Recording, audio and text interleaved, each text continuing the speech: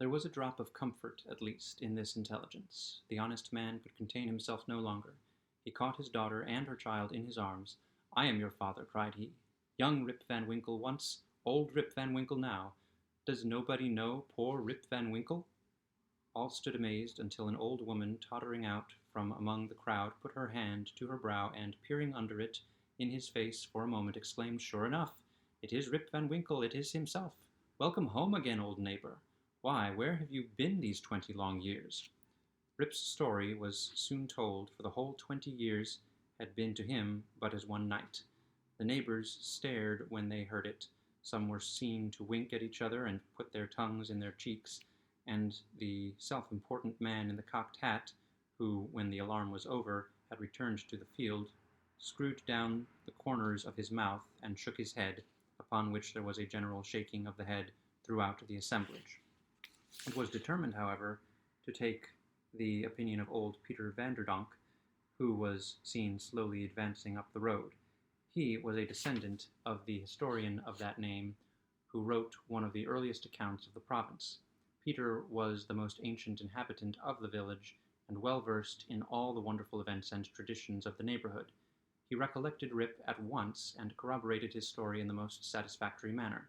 He assured the company that it was a fact, handed down from his ancestor the historian, that the Catskill Mountains had always been haunted by strange beings, that it was affirmed that the great Hendrik Hudson, the first discoverer of the river and country, kept a kind of vigil there every 20 years with his crew of the Half Moon, being permitted in this way to revisit the scenes of his enterprise and keep a guardian eye upon the river and the great city called by his name.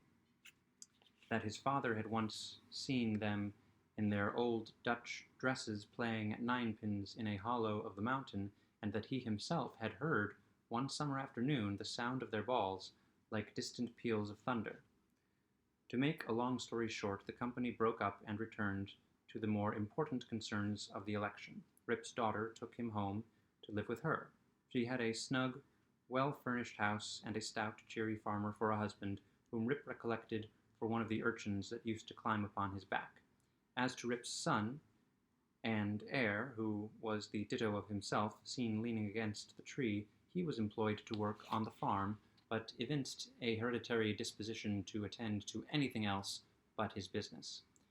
Rip now resumed his old walks and habits. He soon found many of his former cronies, though all rather the worse for the wear and tear of time, and preferred making friends among the rising generation, with whom he soon grew into great favor.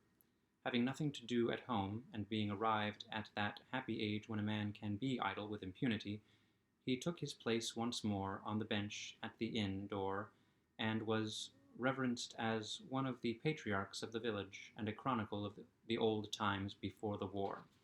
It was some time before he could get into the regular track of gossip, or could be made to comprehend the strange events that had taken place during his torpor.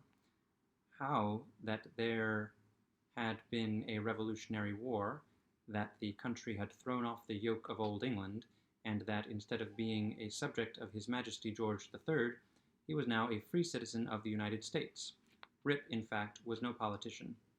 The changes of states and empires made but little impression on him, but there was one species of despotism under which he had long groaned, and that was petticoat government.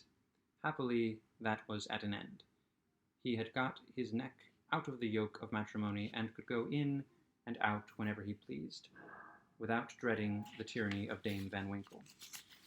Whenever her name was mentioned, however, he shook his head, shrugged his shoulders, and cast up his eyes, which might pass either for an expression of resignation to his fate or joy at his deliverance.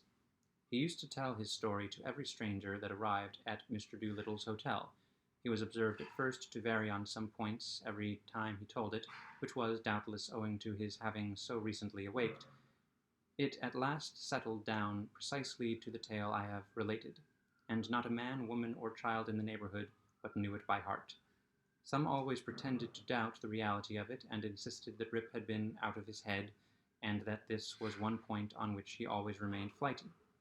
The old Dutch inhabitants, however, almost universally gave it full credit, Even to this day they never hear a thunderstorm of a summer afternoon about the Catskill, but they say Hendrik Hudson and his crew are at their game of ninepins, and it is a common wish of all henpecked husbands in the neighborhood, when life hangs heavy on their heads, that they might have a quieting draught of Rip Van Winkle's flagon.